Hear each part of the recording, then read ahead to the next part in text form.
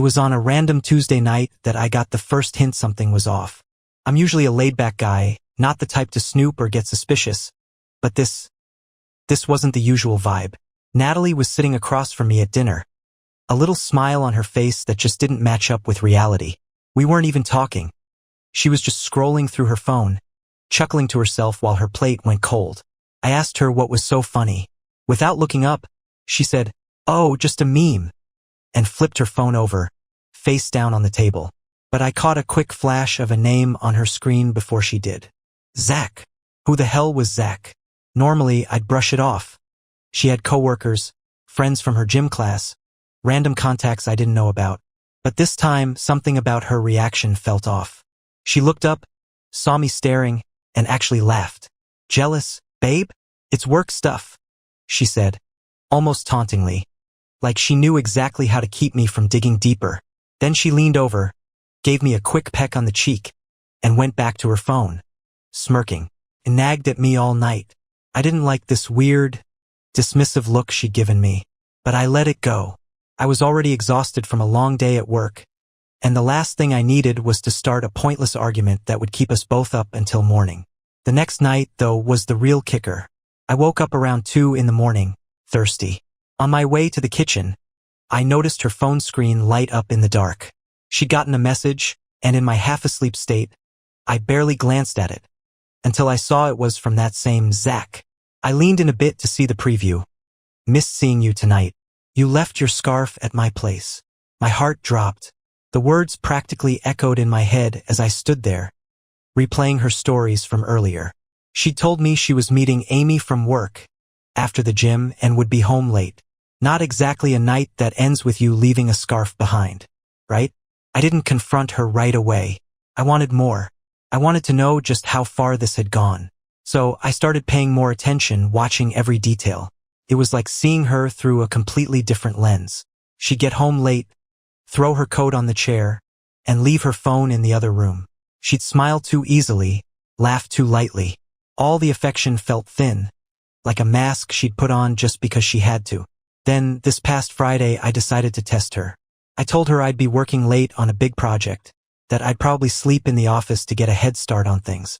She barely hesitated before saying, "Good luck with that, babe."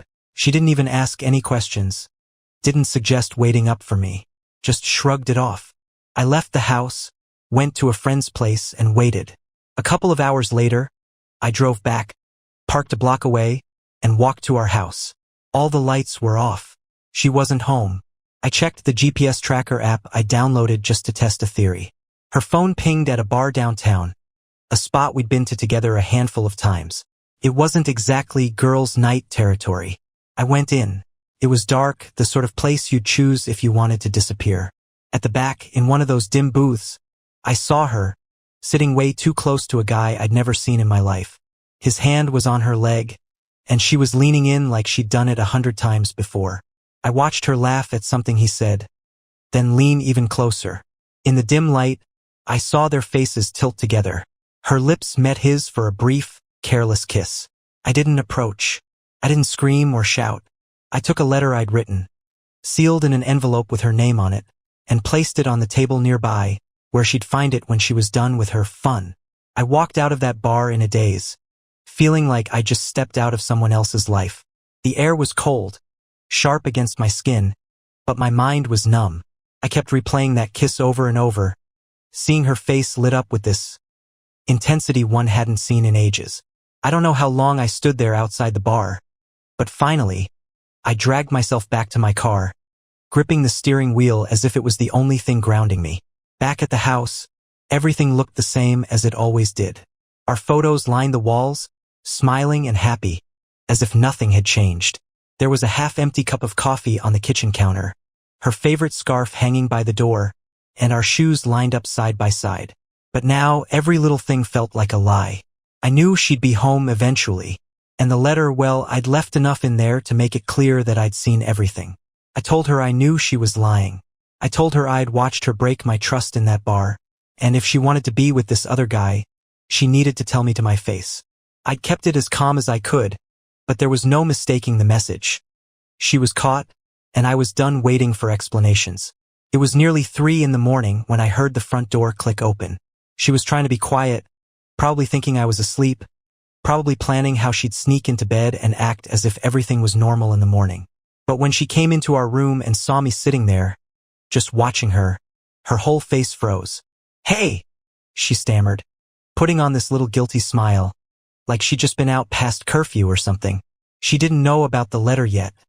She'd come straight up to the bedroom. "What are you doing up?" I didn't answer.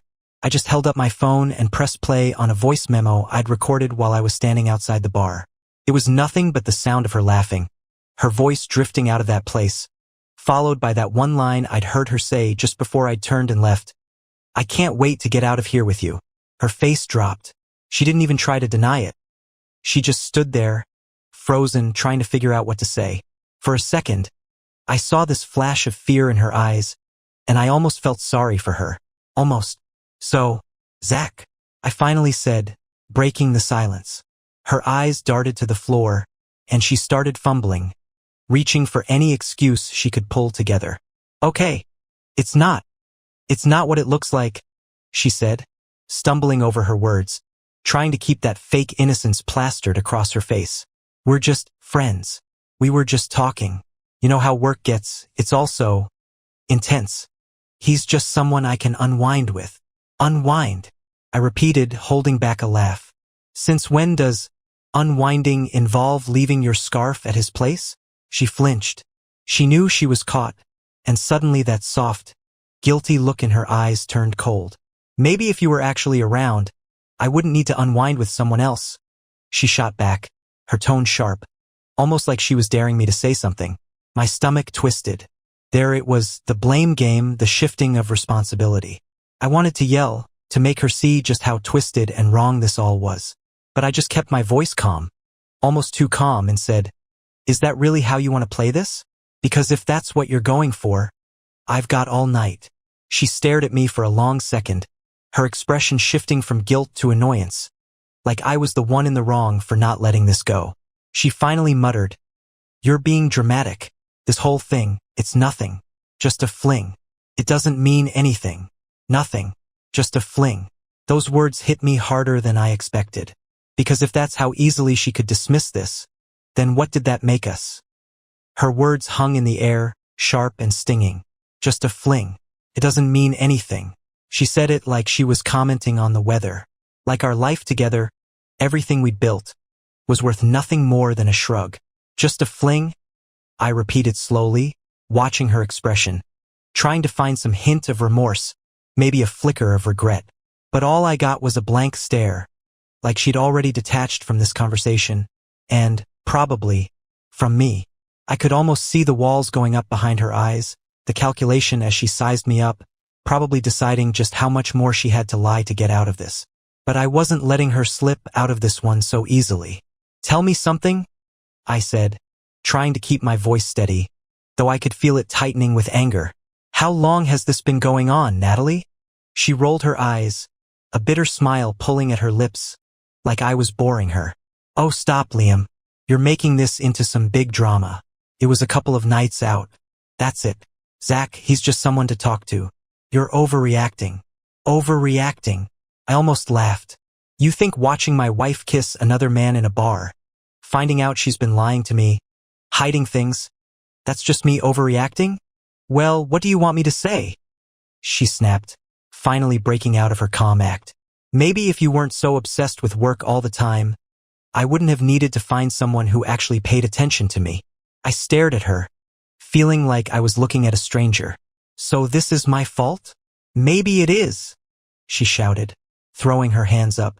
"You've been so checked out for months. Liam, you come home, you barely even talk to me, and when I do try to connect, you're always tired or busy with something. Do you even know how lonely I've been?" Her words hit me, but I wasn't buying it. "Lonely?" I shot back. "So what, you don't talk to me about it, don't tell me you're unhappy, you just find someone else to fill the gaps? And I'm supposed to understand?" She folded her arms, her expression hardening. "You wouldn't understand even if I tried. You're not interested in fixing things, are you? You just want to play the victim here." It was like a switch flipped inside her, and any trace of guilt or apology vanished. She started pacing around the room, throwing out accusations, twisting the narrative, making this somehow about everything I'd done wrong. She wasn't apologizing. She wasn't even pretending to regret it. She was rewriting the story, making me the villain in some bizarre drama where she was the poor, neglected wife, forced to find comfort elsewhere. I sat down, trying to process the storm of accusations she was hurling my way. Suddenly, it was my fault she'd been driven to this. My fault that she'd lied and snuck around behind my back. In her mind, this wasn't a betrayal. It was a cry for help. She almost seemed smug, like she'd found the perfect justification for her actions. But I'd had enough. Stop, I said quietly, cutting through her rant. You don't get to stand there and blame this all on me, Natalie. I'm done listening to you twist this around. She glared at me, and for a second, I saw something fierce in her eyes, like she was angry that I wasn't folding under the weight of her words. But I kept going, my voice low, steady. I'm willing to take my share of the blame for our problems. Fine. I'll admit I've been working more. Maybe I haven't been as present as I could have been. But none of that gives you an excuse to cheat, to lie, to go behind my back like this. For the first time, she seemed to hesitate. A flicker of uncertainty crossed her face, but she buried it quickly, her lips pressing into a tight line. You just don't get it? She muttered, almost to herself, like she was talking to someone who wasn't even in the room. Then she turned, headed for the door. Where are you going? I asked, standing up. She didn't even look back. To clear my head. You're impossible right now.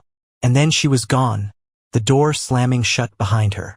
I stood there in the silence she left behind, listening to her footsteps fade, feeling the weight of her words settle in. She wasn't sorry. She wasn't even close to sorry. She'd flipped the script, twisted the blame, and stormed out without a single shred of accountability. I could feel my anger simmering, building with every second that passed. Because in that moment, I realized something that I hadn't before. Natalie wasn't the woman I thought she was, and maybe she never had been. I didn't sleep that night. After she left, I sat there in the silence of our house, the anger morphing into something colder, sharper, something that demanded action. She turned this entire situation on me, twisted every lie, every betrayal into some desperate plea for my attention, and then just walked out like she was the one who'd been wronged. That was the moment I knew I couldn't just let this slide. If she was going to play games, then I'd make sure she'd remember who she was playing against. In the morning, Natalie came back just before sunrise, her eyes red and exhausted. I could tell she expected a fight, maybe even some kind of apology on my part. But I didn't give her either. I acted calm, distant, civil. I didn't demand explanations or push her to talk about her night out. I think that threw her off more than any argument would have. I could see her watching me, waiting for me to snap or beg her to work things out. But I didn't. I just went through the motions. Drank my coffee, read the paper, even made her breakfast without saying a word about what had happened. She didn't bring it up either. I guess she thought her silence meant control, that if she didn't acknowledge what she'd done, she could pretend it wasn't a big deal. It was strange, like we'd both agreed to step into some twisted version of normal, ignoring the reality we both knew was hanging in the air between us. That whole day, I went through my routine as if nothing was wrong, as if I wasn't replaying every moment of her betrayal in my head. But beneath the calm, I was planning. I wanted her to feel even a fraction of the confusion, the helplessness she'd put me through. So, I decided to start with the same subtle tricks she'd used on me. I began going out late without explaining myself, answering her questions with half-truths, like, just seeing some old friends. I'd linger on my phone longer than usual, drop hints that I was messaging people she didn't know, and then lock the screen whenever she glanced over. I could feel her starting to shift, the balance of power tilting. And the best part? She didn't know if she had a right to ask, because asking would mean acknowledging her own lies. One evening, a few days later, I made sure to come home well after midnight. I'd ignored her texts all evening, just like she'd done to me so many times. When I finally walked through the door, she was waiting up for me in the living room, her arms crossed, jaw tight. Where have you been? She demanded, her voice low and controlled, like she was trying to hold back a storm. Out, I said simply, pulling off my jacket and setting it on the couch. I didn't offer anything more, didn't try to soothe her worries, just stared at her, letting the silence stretch. Her eyes narrowed. With who? The question hung there, and I could almost feel her discomfort rising, as if my calm, detached reaction was a reminder of her own betrayal. Does it matter? I replied, my tone cold. After all, it's not like we have to share everything, right? Her face paled slightly, and she clenched her fists, obviously not prepared for the shift in attitude. She looked like she was about to say something, to push for answers, but then thought better of it. Instead, she just nodded stiffly and muttered, Fine, I don't care anyway. But she did care. I could see it every time I walked out the door without saying where I was going. Every time I caught her glancing at my phone out of the corner of her eye. She'd started keeping tabs on me, doing these little things that showed she was unraveling just a bit. And the more she tried to ignore it, the more obvious it became. A week later, I left for another late night out. But this time, I dropped one more hint, just a casual remark as I grabbed my coat. Don't wait up. I might be seeing someone. I watched her face, saw the shock ripple across her features before she could hide it. She didn't say anything, but her lips tightened, and she gave a curt nod as if she didn't care. But I knew better. That night, I stayed out late again, and when I came home, I found her waiting for me in the kitchen. She looked tense, a slight tremor in her hands as she held a glass of water.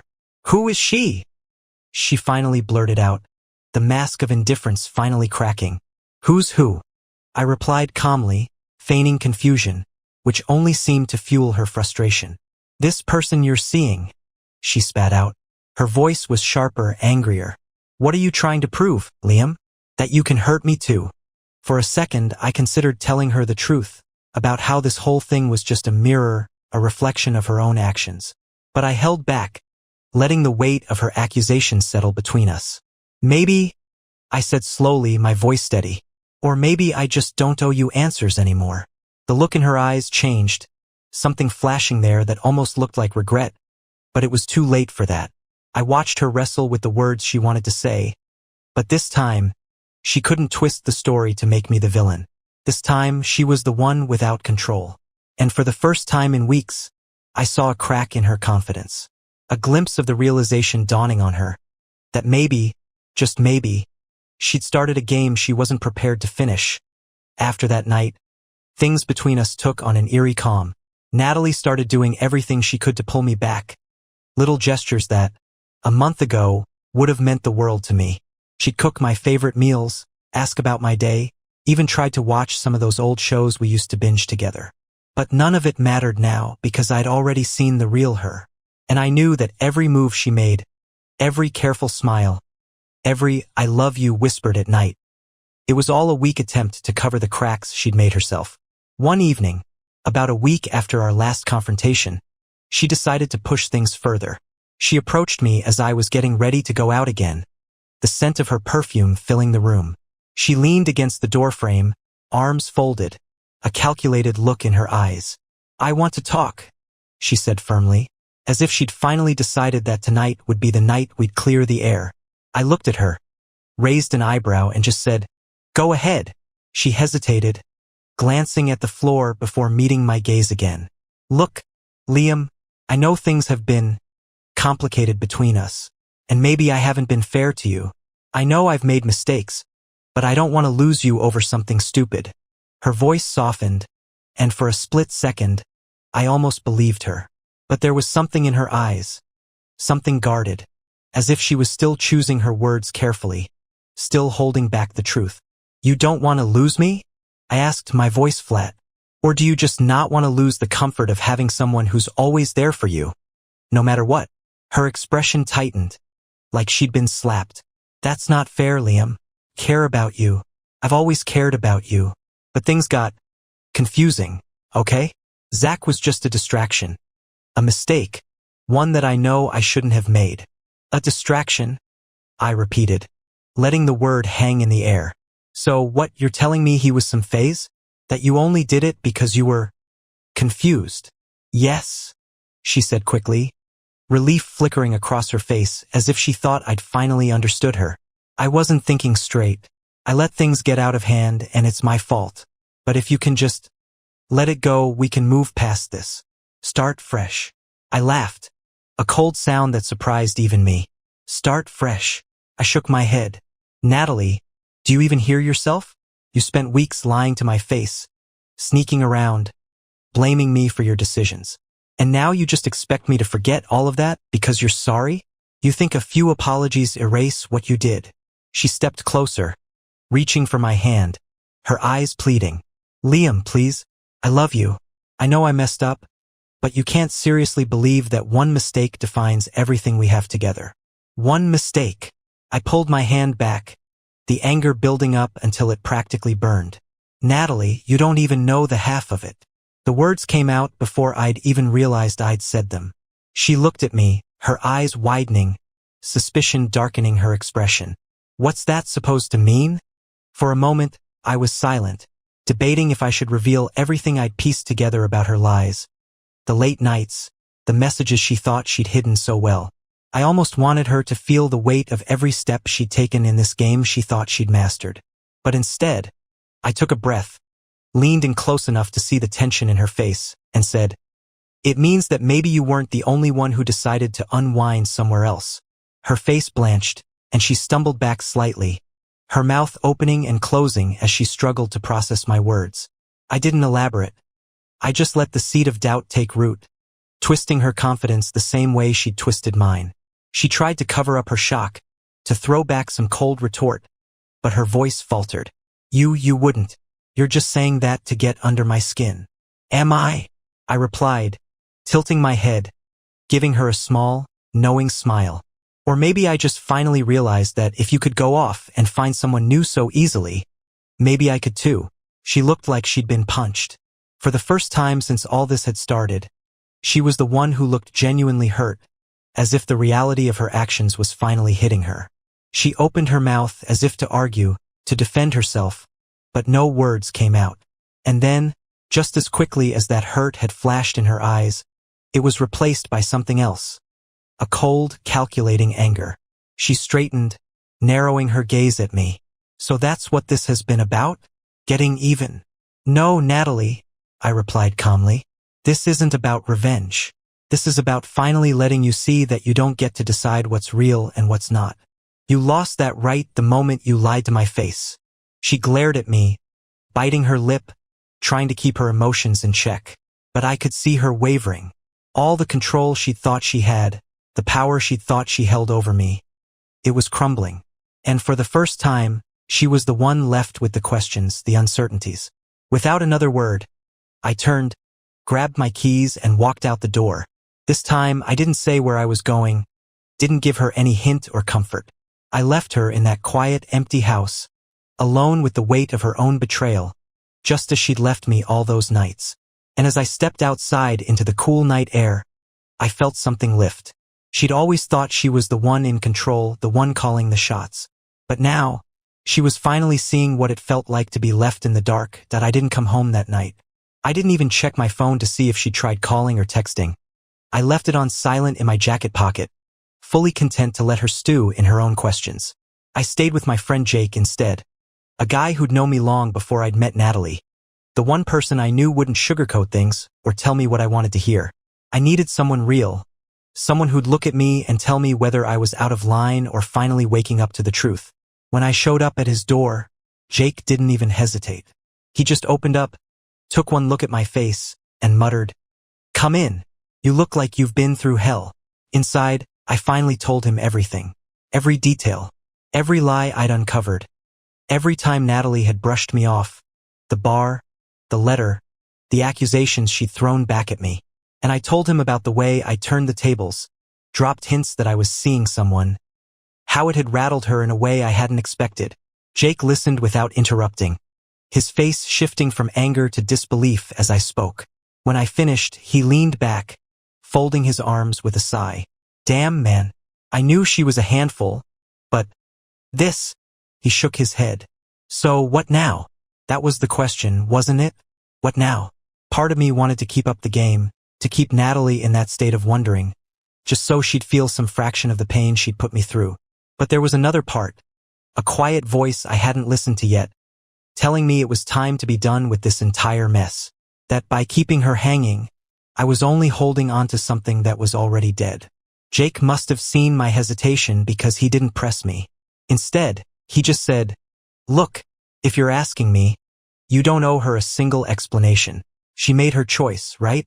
And you've done enough waiting around, trying to make sense of it." He was right. As much as I wanted to unravel every excuse she'd given, every lie she told, I realized then that it wouldn't change anything. The trust was gone. Whatever she'd been to me was over, replaced by someone who'd taken my faith and twisted it into something unrecognizable. But ending things, really ending them, meant I'd have to face her, confront her one last time, make it clear that there was no more game left to play. The next morning, I got back home early, determined to make this as clean as possible. I had already planned out what I'd say, how I'd lay out the facts, get her to understand that this wasn't a conversation or an argument anymore. It was the end. When I walked in, Natalie was sitting at the kitchen table, eyes red and puffy like she hadn't slept at all. She looked up the moment she heard the door open, relief flickering across her face before it vanished into something more guarded. "You're back," she said quietly, like she was treading carefully. I just nodded, walking over to sit across from her. She watched me, searching my face, probably for any sign of forgiveness, any hint that she could still smooth this over. I didn't give her that chance. "Natalie," I started, keeping my voice steady, "I came back here to make this clear once and for all. We're done. There's nothing left to fix, no more pretending. Whatever trust we had, you destroyed it. And I'm not going to stand here and let you blame me for what you chose to do." She stared at me, shock flashing across her face. "Wait, Liam, you're not thinking this through. We can work on this.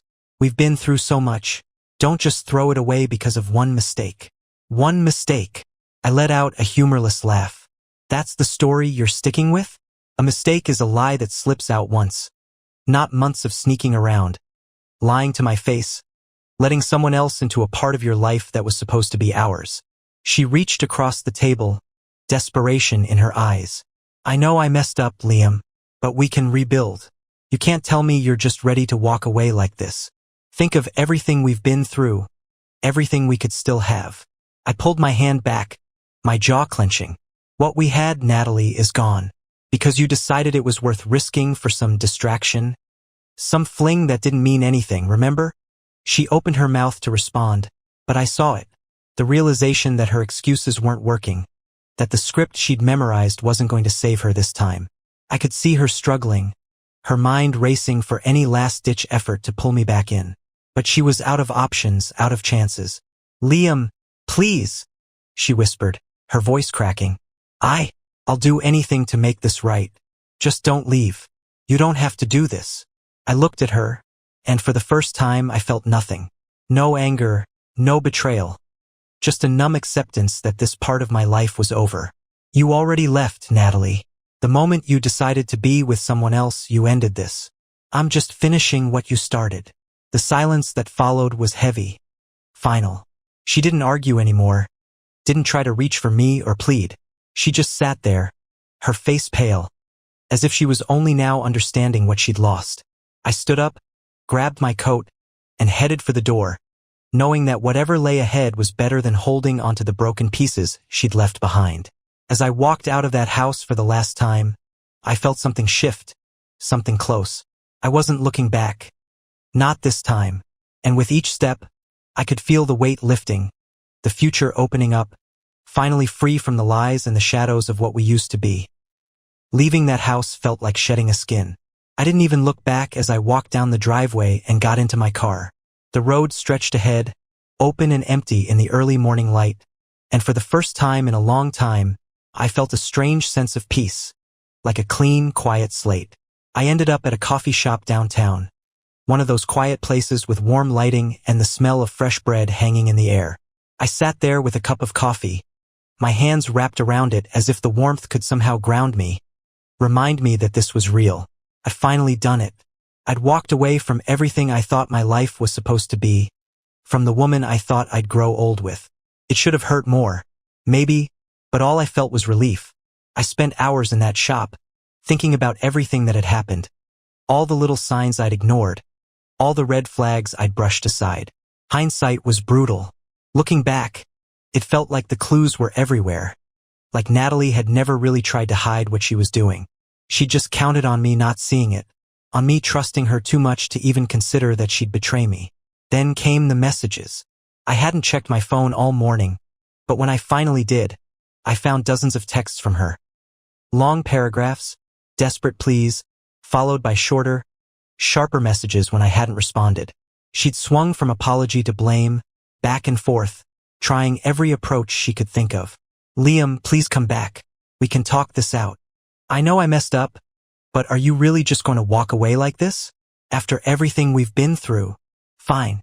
If this is what you want, if you think you're better off without me, then go ahead. But don't pretend you're any better than I am. I read each one, my stomach twisting a little as I watched her words shift from regret to anger and back again. It was like she was going through every stage of grief, trying to find some way to hook me back in. But each message only made it clearer. She still didn't understand. This wasn't about her being caught or about me getting revenge. It was about finally seeing her for who she really was. And then, in the middle of those texts, another message popped up, this time from a number I didn't recognize. It was just one sentence. I'm sorry you had to find out this way. She told me you knew. I stared at the message, my mind racing. She told him I knew? That wasn't something Natalie would do. It would mean admitting she'd been caught, breaking her perfect narrative of control. My fingers hovered over the screen, hesitant, but finally, I typed back a simple response. Who is this? The reply came quickly. Zach. A mix of anger and curiosity surged through me. Zach, the guy she'd chosen, the guy who'd been sitting in that bar with her while I stood outside, watching everything unravel. For a moment, I considered ignoring him, deleting the message and putting it all behind me. But a part of me wanted answers, some final closure to the mess she'd created. What do you want? I typed, keeping my message short, detached. There was a pause before he replied. Nothing. I just wanted to tell you I'm sorry. I didn't know she was married at first. It was strange, this sense of camaraderie, almost with the guy who'd been part of wrecking my marriage. I could tell from his tone that he was being honest. And in a twisted way, I almost respected him for reaching out, for not hiding behind Natalie's lies. When did you find out? I asked, more out of curiosity than anything else. A couple of months ago, he replied. She told me it was complicated, that you two were practically over but hadn't officially ended things. I believed her, stupid as it sounds. I clenched my jaw, feeling a bitter kind of vindication. So that was the story she'd fed him, that we were just hanging by a thread, that she was practically free, only a formality away from being single. And of course, he'd believed her.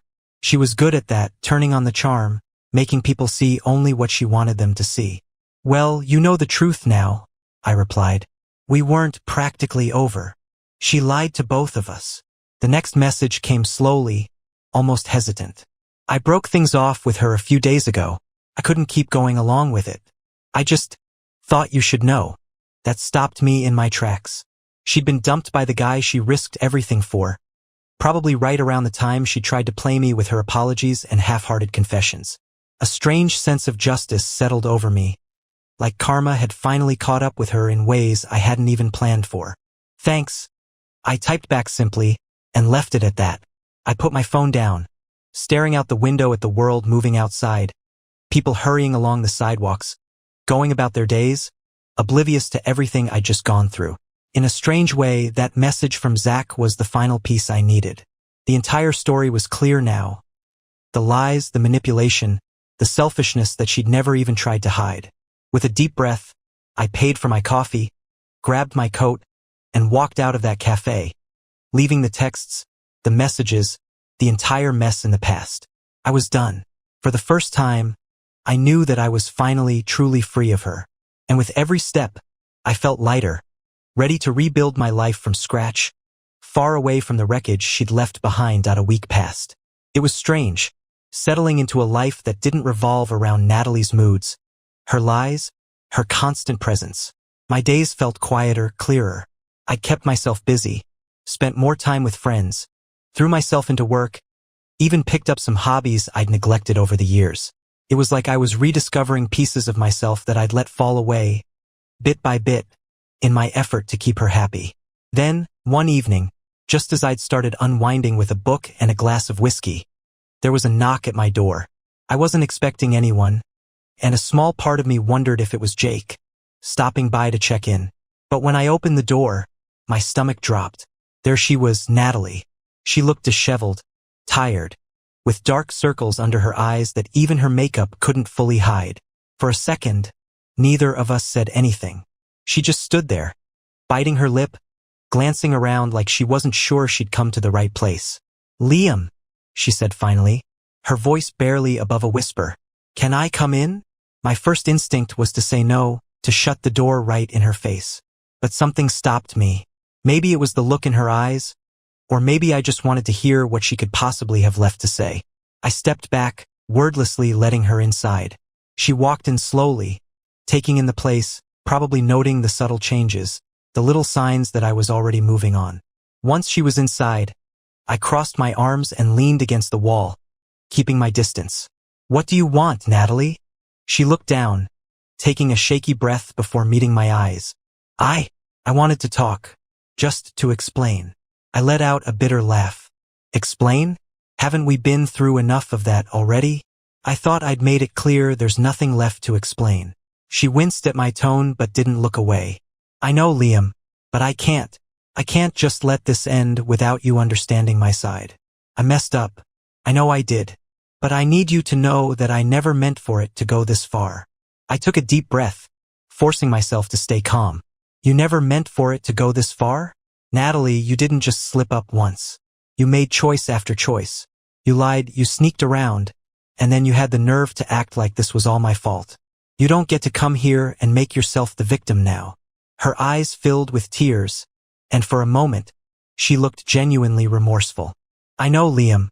I know I don't deserve your forgiveness, but I can't stop thinking about what we had, everything we shared. I miss you. I miss us.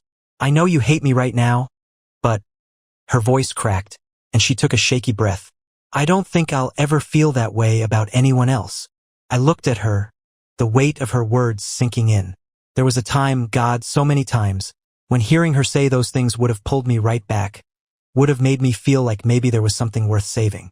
But now it felt empty, forced, like she was saying what she thought would make me stay.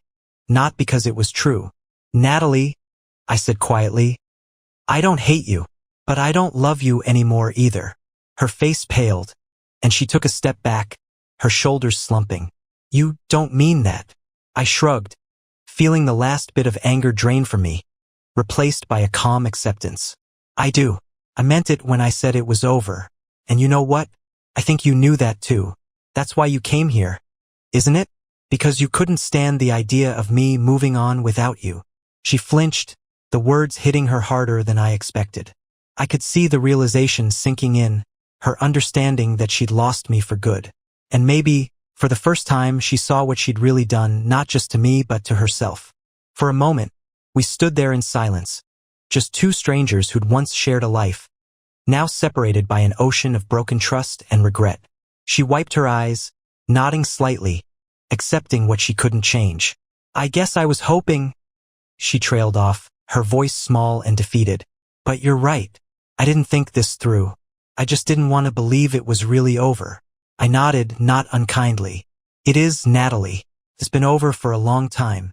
We were just both too afraid to face it." She didn't argue, didn't try to fight it anymore.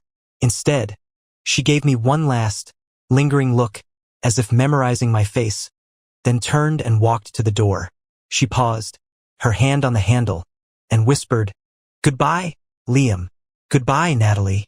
And with that, she was gone, leaving me standing alone in the quiet of my home. I'd expected to feel something, sadness, relief, maybe even regret. But all I felt was a sense of calm finality, like the last page of a book closing, allowing a new one to begin. And for the first time in months, I knew I was ready to turn that page. In the days that followed, I found myself adjusting to a new rhythm, one where Natalie didn't occupy any space in my thoughts. It felt surreal, like I was finally waking up from a long, exhausting dream. The weight of our past was gone, and in its place was a clarity I hadn't felt in years. I poured myself into work, reconnected with friends, and even started going to the gym more regularly. Little by little, I was rebuilding. Then, a surprising thing happened. I started seeing things differently. All the small, seemingly insignificant parts of my life took on a new meaning. I noticed the things I'd let slip during my years with Natalie, the friendships I'd let go of, the family gatherings I'd skipped because she didn't want to go, the hobbies I'd abandoned just to keep up with her social calendar. It was as if every sacrifice I'd made for her came flooding back, each one a reminder of how much of myself I'd lost trying to hold onto something that was already gone. One afternoon, as I was clearing out some old boxes in the closet, I found a stack of photos from before Natalie and I had ever met. There I was, grinning with my old college friends, hiking in the mountains, celebrating birthdays and road trips with people who knew me before I'd ever shaped myself to fit someone else's expectations. Looking at those pictures, I felt a strange mixture of nostalgia and anger. I'd traded so much of that freedom, that joy, just to make a relationship work that was never balanced to begin with. As the weeks went by, I focused on reconnecting with the people who had always been there, people I'd taken for granted. I met up with Jake more often, went hiking with an old college buddy, even caught up with my sister who'd been gently nudging me to visit for years. Each of them welcomed me back without a hint of resentment, even though I knew I hadn't been there for them as much as they'd been there for me. My sister especially didn't hold back. She'd always been a realist, unafraid to tell me the truth even when I didn't want to hear it. One night, as we sat on her back porch, she looked over at me with a small smile and said, "You know, I've been waiting for this version of you to come back." I raised an eyebrow. "What do you mean?" She shrugged, taking a sip of her tea. "The Liam who didn't need someone else to feel whole. The Liam who didn't have to sacrifice every bit of himself to make someone else happy." She paused, glancing at me with that knowing look only a sister can give. "I didn't recognize you for a while there, you know? You seemed smaller, like you'd folded yourself up just to fit into a smaller space." Her words hit hard, sharper than I'd expected, because I knew she was right. I had shrunk myself, chipped away pieces, all to make Natalie feel secure, to avoid conflict, to keep things perfect. But perfection was a lie, and that small, folded-up version of myself was just a shadow of who I really was. I looked out over her yard, the quiet sounds of the evening settling around us. "I think I lost myself trying to keep her," I said, more to myself than to her. My sister put a hand on my shoulder, giving it a reassuring squeeze. "But you're here now," she said softly, "and that's all that matters." Those words settled something deep inside me. It was true, I was here now. I was stepping out of Natalie's shadow, and for the first time, I didn't feel the need to look back, to analyze what went wrong or how I could have saved it. I could see now that some things just weren't meant to be saved. Over the next few days, I made a conscious decision to let go, truly let go. I deleted every picture of us together, every old message and email, even her number from my phone. It wasn't an angry purge. It was a quiet, intentional step toward reclaiming my life. One evening, I took a drive to the edge of the city, up to a hill where you could see the whole skyline, lights twinkling like stars. Sitting there alone, watching the city stretch out before me, I felt something I hadn't felt in a long time, a deep, profound sense of peace. For the first time, I wasn't haunted by the past, wasn't weighed down by regrets or what-ifs. I was free. I realized then that I'd learned something invaluable through all of this. I'd learned how to be alone without being lonely, how to rebuild without needing someone else to make me feel whole. And maybe that was the one gift Natalie had given me.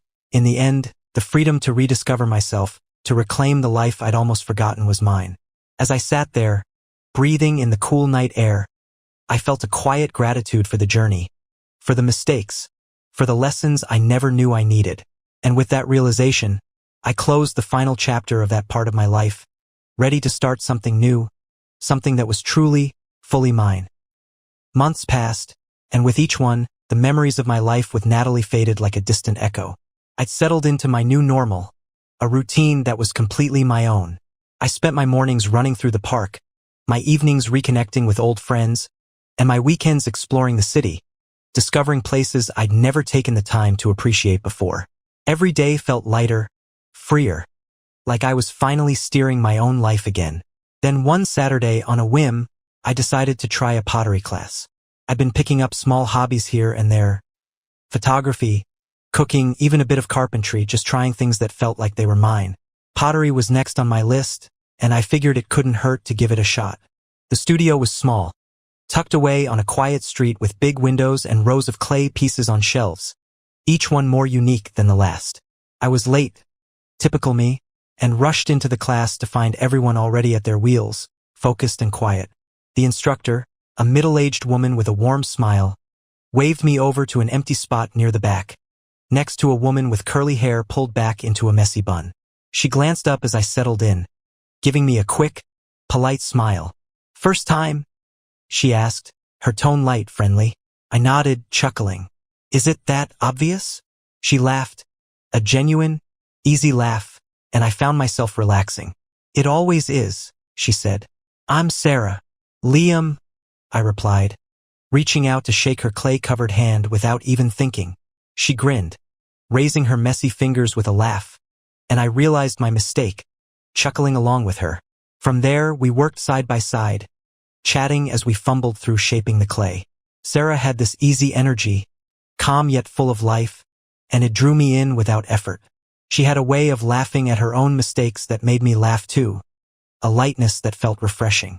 We talked about everything from work to travel to the best pizza spots in the city, our conversation flowing like we'd known each other longer than a couple of hours. At the end of the class, our pieces were far from perfect, lopsided bowls, slightly wobbly edges, but there was something oddly satisfying about creating something with my own hands, something that didn't have to be flawless to feel meaningful. Sarah seemed to feel the same way, holding up her misshapen bowl with a proud grin. "Looks like a kindergarten project," she joked, setting it on the shelf to dry. "But I kind of love it." "Hey, it has character," I said, smiling. "Besides, if it's good enough to hold cereal, it's a success in my book." She laughed, and as we left the studio, she turned to me, hesitating for a moment before saying, "There's a cafe down the street that does an amazing hot chocolate. If you're not in a rush, I paused, surprised by the invitation but genuinely intrigued.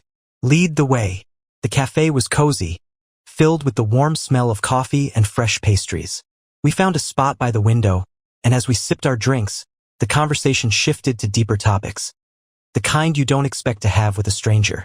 Sarah shared stories about her work as a pediatric nurse, her passion for helping people, and the way she'd fallen into pottery as a way to unwind. I told her a bit about myself, carefully navigating around my past with Natalie, not because I was hiding it, but because it didn't feel relevant anymore. Felt good, talking to someone without any history weighing me down. As the afternoon melted into evening, I realized that I hadn't thought about Natalie once. For the first time, I was just there, fully present, enjoying the company of someone who was unapologetically herself. It was like breathing fresh air after being underwater for too long. At the end of the night, we exchanged numbers with an easy, mutual understanding, no pressure, no expectations. Just the possibility of a new connection, something that felt simple, refreshing, and real. Driving home, I felt an unfamiliar warmth, a quiet excitement that I hadn't felt in years. Meeting Sarah had reminded me that there was still life beyond the shadows of my past, that there were still people, experiences, and possibilities waiting out there that I hadn't even begun to explore. In that moment, I realized that the person I'd been before Natalie wasn't gone.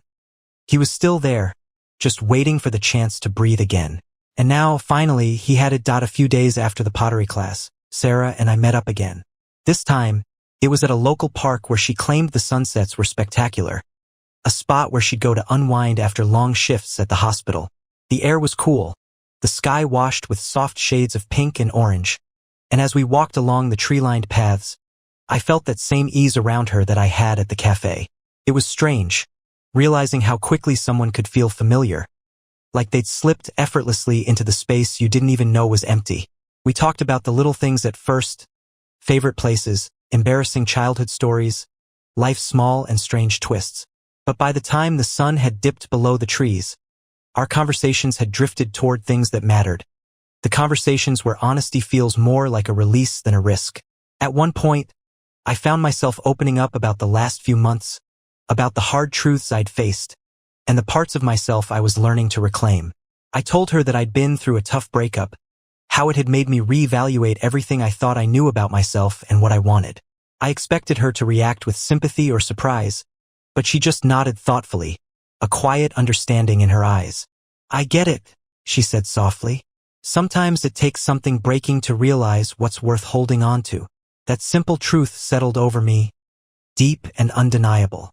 She didn't ask for details, didn't probe for more than I was willing to share. She just listened, fully present, letting the silence between us feel as natural as the words. I felt safe in that silence, like I could be fully myself. Flaws, regrets, all of it, without fear or hesitation. As we walked back, I realized that I hadn't felt this open, this understood in a long time. It wasn't that she was filling some void left by Natalie, or that I was trying to force a new beginning. It was more like she was showing me that the future could be filled with depth and kindness, that connections could be simple, genuine, and completely free of the baggage of the past. In the following weeks, Sarah and I grew closer. We met up often, sometimes for coffee, sometimes to try new things around the city, sometimes just to talk. She became my confidant, someone I could laugh with, confide in, and, slowly but surely, trust. There was no rush, no urgency.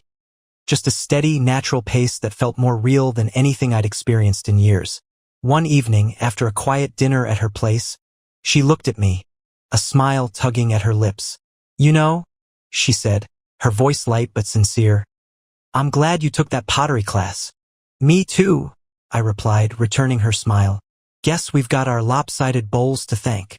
We laughed, but as our laughter faded, I felt something more. A quiet, growing certainty that I hadn't felt in a long time. I realized then that meeting her wasn't just a chance encounter. It was a reminder of what I was capable of how much life there was left to explore. As I left her place that night, I felt a warmth that wasn't just excitement. It was peace, a sense of being right where I was meant to be. I knew then that I was done looking back, done reliving the past. Whatever Natalie and I had shared was a closed chapter, a lesson learned. I was ready, fully and finally, to let the future unfold on its own terms. In the quiet drive home, I couldn't help but smile to myself. For the first time in a long time, my life felt whole, full of new possibilities. And as I thought of the life ahead, of all the moments yet to come, I knew one thing for certain. This was just the beginning.